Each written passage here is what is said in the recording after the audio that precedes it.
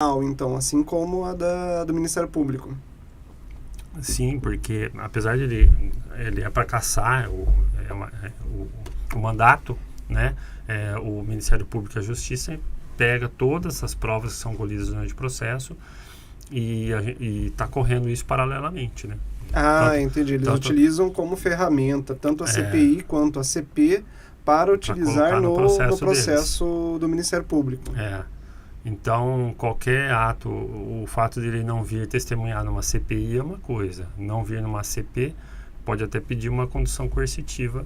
Aí ele é obrigado a aparecer. Ele é obrigado, ele pode permanecer em silêncio, é um direito dele, mas ele precisa estar comparecendo. Então, a gente tem muito mais poder para investigar e concluir. Mas aí, no caso de uma CP, aí é feita uma nova eleição dada para a CP ou pega-se o mesmo modelo, mesma equipe da CPI? Não, é totalmente outra... separados. Sim. E aí não tem os 7 membros para investigar nem nada. Aí é advogado, acusação e o acusado. E aí são 3 membros, um presidente, um vice e um relator na comissão da CP, que são sorteados. Tá. São 3 vereadores, no caso da casa, CP. E os advogados. Isso.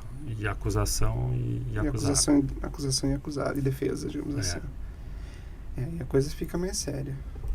E aí essa mesma coisa, essa comissão de 3 aí vai fazer o relatório e o plenário vota a cassação, como aconteceu no caso do Torélio, que cassou, ou do Jonas, que inocentou. Mas aí no final, ainda mesmo com a CP, ainda vai mais uma vez para votação? O plenário que decide, né? A comissão, ela faz todo o processo e depois o plenário decide. Apresenta a mesma coisa da CP, apresenta um novo relatório falando da defesa e da acusação, e aí a Câmara faz mais uma votação. Porque ele tem direito à ampla defesa, né, de se defender, aí ele se defende na apresentação do relatório também. Isso, ele vai no processo e o relatório vai registrar a defesa dele e a acusação. Mas isso não fica muito complicado, porque o vereador Zé Carlos, que é o alvo seria a atual CPI, depois da CP, é um vereador de muitos anos de mandato. Um vereador altamente influente, tanto fora quanto dentro da Câmara.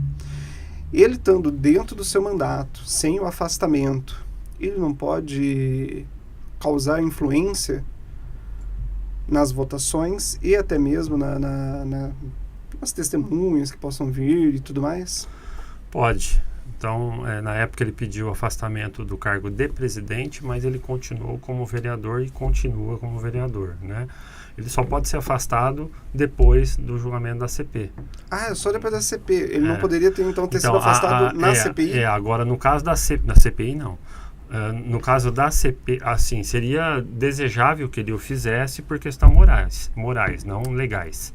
Por livre e espontânea vontade. Por livre e espontânea vontade. Certo. Agora, no caso da CP, não. Se ele for abertura de CP, eu não estudei o processo ainda, mas eu acredito que imediatamente ele já é afastado como vereador e aguarda o julgamento.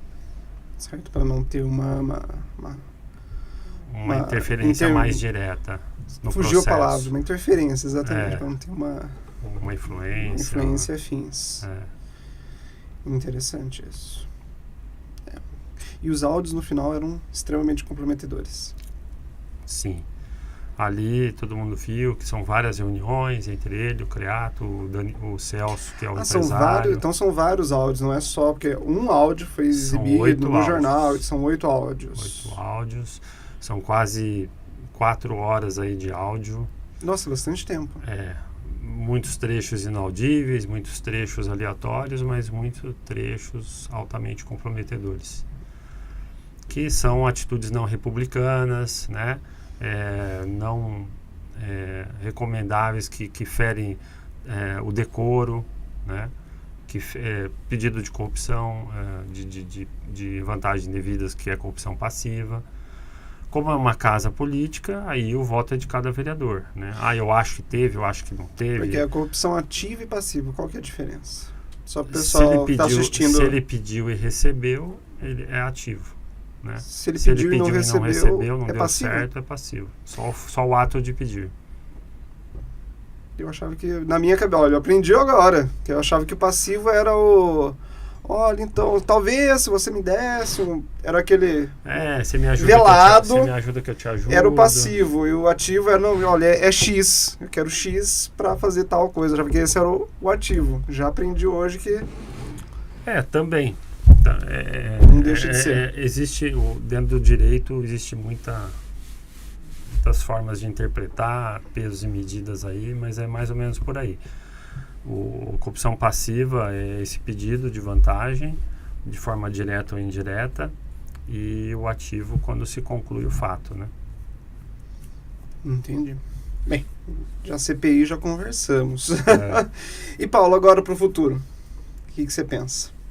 Para os próximos 2 anos? Próximos 2 anos, Continuar fazendo, pautando os projetos que a gente acha importante. O meu foco hoje está sendo o centro de Campinas, porque a gente precisa fazer muitas ações com diferentes setores, né? Tem que ter uma força-tarefa interdisciplinar, intersetorial, de curto, médio e longo prazo, os objetivos. Ali no centro pensou em alguma coisa para tirar os moradores de rua, alguma coisa, ou não? O Novo não trabalha com social? Pelo contrário, né? Não existe o liberal sem o social. Um se alimenta do outro, né? E o social, dizer assim, as pessoas mais carentes, mais necessitadas, a má distribuição de renda que existe no Brasil, né?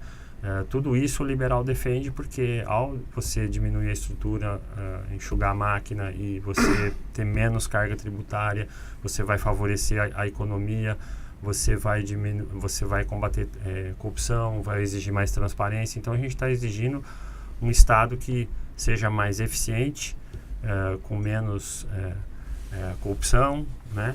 E o liberal defende isso. Quando isso acontece, se a gente for comparar nos países de primeiro mundo, que são predominantemente liberais, você tem muito menos pessoas na situação de pobreza, né? Então, isso são dados, né? Não é eu que estou falando. Quanto mais desenvolvido é um país, mais ele é liberal e mais... a gente tem um nome que se chama índice de Gini, ou seja, você pega o PIB de um país... Você tem o PIB per capita, então o PIB do país. O PIB do Brasil é uma das primeiras entre as 10 economias do mundo, porque tem volume, tem tamanho. Você pega o PIB per capita, é um dos mais pobres, porque essa renda está muito concentrada em poucos grupos, e a grande maioria não tem acesso à renda. Então o PIB per capita é baixo do Brasil, né? Então você pega um país europeu, o PIB é 5 vezes maior que o Brasil. Ou seja, o cidadão médio, ele tem poder de compra 5 vezes maior que o do Brasil. Isso. Você pega aqui a Argentina, que está no perrengue, tem mais poder de compra do que o brasileiro. Porque é um país pequeno, apesar de estar numa situação muito ruim, eles têm menos habitantes. A hora que você pega o PIB deles e divide pelo número de habitantes, ele tem, na média, mais poder de compra. E aí o índice Gini, ele mede não só o PIB per capita, mas ele pega a diferença de quem recebe a renda, mais renda e menos renda, né?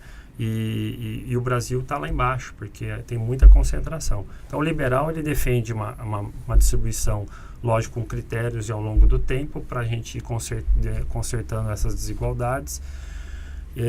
E aí, quanto mais você tira poder do Estado e passa para a mão do cidadão, mais ele tem chance de melhorar a vida dele, de empreender, e se livrar das garras do Estado, porque hoje o Estado, quando a gente fala Estado é uma coisa genérica, mas o Estado não quer resolver os problemas para se perpetuar da forma que está, devido ao corporativismo de N setores que eu já te falei. Se resolver os problemas, distribuir renda e diminuir a pobreza, o Estado deixa de precisar ser da forma como ele é. Ele vai ficar mais enxuto, né? Porque o cidadão vai precisar de menos Estado para ele ser feliz, ele vai ter condição de comprar a casa dele, o carro dele. Ele precisa de menos padrinhos políticos para resolver a vida dele. Menos assistencialismo, ele não vai precisar de bolsa. Então, se ele tiver um bom salário, ele não vai precisar de bolsa, ele não vai precisar ficar na... Lógico que sempre vai ter essa galera que quer e não quer trabalhar. Mas a grande maioria tá por necessidade. E precisa do Estado grande, inchado hoje, por causa da situação que a gente está. Mas se a gente, ao longo do tempo, for transferindo esse poder do Estado para o cidadão, ele vai adquirindo a independência dele e a autossuficiência, e o Estado deixa de ser precisar de uma estrutura tão grande e pesada. Então, por isso que a gente age na raiz do problema E só que o cidadão médio entender essa filosofia do Novo é uma coisa de longo prazo. O Novo é contra o Bolsa Família? Não, pelo contrário, ele é uma necessidade hoje, mas ele é uma porta de entrada e tem que ter uma porta de saída.